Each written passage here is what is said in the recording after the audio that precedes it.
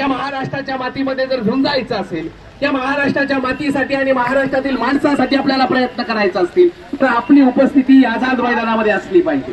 ही आझाद मैदानाची माती खऱ्या अर्थाने तुम्हाला आम्हाला न्याय देणार आहे. पाठीमागच्या आंदोलनाच्या वेळी म्हणजे ज्या टप्प्याची अंमलबजावणी करायची होती त्यावेळेस मी एक लेख लिहिला होता की भारवाही खंडेराव बाकी सगळे पळाले ना राव. भारवाही खंडेराव बाकी सगळे पळाले ना राव. आणि अजून सुद्धा मी तेच लिहितोय की भारवाही खंडेराव बाकी सगळे घरी बसले ना राव. बाकी सगळे घरी बसले ना राव. घरी बसणाऱ्या लोकांना सांगा हा संघर्ष, ही माती तुम्हा आम्हाला न्याय देणारी आहे. आणि या महाराष्ट्राच्या मातीमध्ये, या वादळामध्ये, या तुफानामध्ये तुम्हा आम्हाला लढायचंय. आणि या महाराष्ट्राच्या मातीमध्ये लढत असताना खऱ्या अर्थाने मी प्रत्येक वादळ पेलीन असा माझा आत्मविश्वास आहे. मी प्रत्येक वादळ पेलीन असा माझा आत्मविश्वास आहे. माझ्या पायाशी जमीन आणि पाठीशी आकाश आहे. माझ्या पायाशी जमीन आणि पाठीशी आकाश आहे. आता जाऊन सांगा वादळांना, आता जाऊन सांगा वादळांना की तुमची माझ्याशी गाठ आहे, तुमची माझ्याशी गाठ आहे. आणि ही गाठ आणि हा संघर्ष जर यशस्वी करायचा असेल तर येणारं वादळ, येणारा पाऊस, येणारं तुफान हे आपल्याला झेलायचंय. आणि अनुदानाचा टप्पा जर आपल्याला मिळवायचा असेल तर आदरणीय खंडेराव जगदाळे यांच्या पाठीमागे आपण ठामपणे उभं राहिलं पाहिजे. आणि ही माती तुम्हाला आम्हाला न्याय देणारी आहे.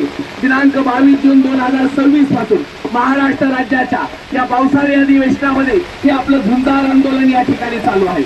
आणि आंदोलनाच्या माध्यमातून हजारो शिक्षक आज न्यायाच्या प्रतीक्षेमध्ये आहेत. राज्याचे दस्तूरखुद्द शिक्षण मंत्री यांना आपण 2 वेळा भेटलेलो आहे. त्याचबरोबर काल राज्याचे उपमुख्यमंत्री माननीय एकनाथजी शिंदे साहेब यांना सुद्धा आपण भेटलेलो आहे. परंतु सकारात्मक आहोत, चर्चा करू, या सगळ्या गोष्टी तुम्हाला आम्हाला सांगितल्या जातात. परंतु खऱ्या अर्थाने या महाराष्ट्राची माती, मी नेहमी सांगत असतो की ही जननी वीरांची हा मुलुख विचारांचा, ही जननी वीरांची हा मुलुख विचारांचा, सामर्थ्य चळवळींचे इतिहास कळात्यांचा, जपतो आहे हा वारसाच शिवबाचा, सर्वात पुढे आहे हा महाराष्ट्र माझा, हा महाराष्ट्र माझा. या महाराष्ट्राच्या मातीमध्ये शिवरायांचा आदर्श आहे.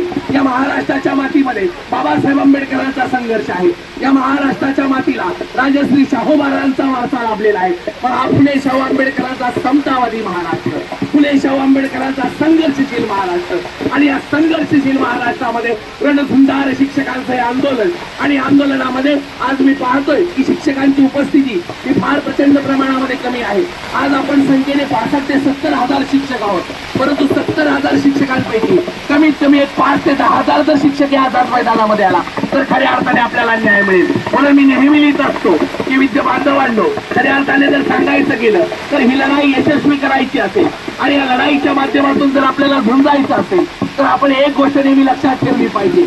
आणि ही लढाई जर यशस्वी करायची असेल तर अनुदानाच्या लाटेवरती आपल्याला स्वार व्हायचं असेल आणि आपल्याला यशापर्यंत जर पोहोचायचं असेल तर आपल्या सर्वांची उपस्थिती ही या ठिकाणी अनिवार्य आहे. हा लढा गेली अनेक दिवस शिक्षक समन्वय संघाच्या माध्यमातून आपण सर्वजण लढत आहोत. आणि शिक्षक समन्वय संघाच्या माध्यमातून प्रचलित धोरणाचा टप्पा असेल, त्याचबरोबर त्रुटीपात्र शिक्षकांना न्याय असेल, त्याचबरोबर शिक्षकांचं सेवानिवृत्तीचं वय 58 पासून 60चं असेल, आणि त्याचबरोबर प्रामुख्याने सन 2022-23 ची जी संच मान्यता होती त्याच्यानुसार काही शाळांना टप्पा देण्यात आलेला होता.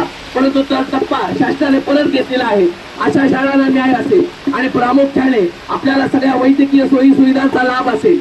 आणि त्याचबरोबर प्रामुख्याने या सगळ्या गोष्टींचा विचार केल्यानंतर विविध मागण्या घेऊन आपण आझाद मैदानामध्ये आलेलो आहोत. आणि या आझाद मैदानाची माती न्याय देणारी माती आहे. ही आझाद मैदानाची माती खऱ्या अर्थाने क्रांतिकारकाची माती आहे.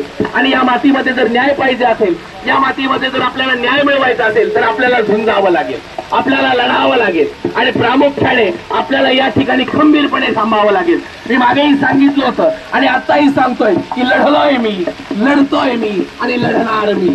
लढण्याची क्षमता तुमच्या आमच्या सर्वांच्या मनामध्ये निर्माण झाली पाहिजे.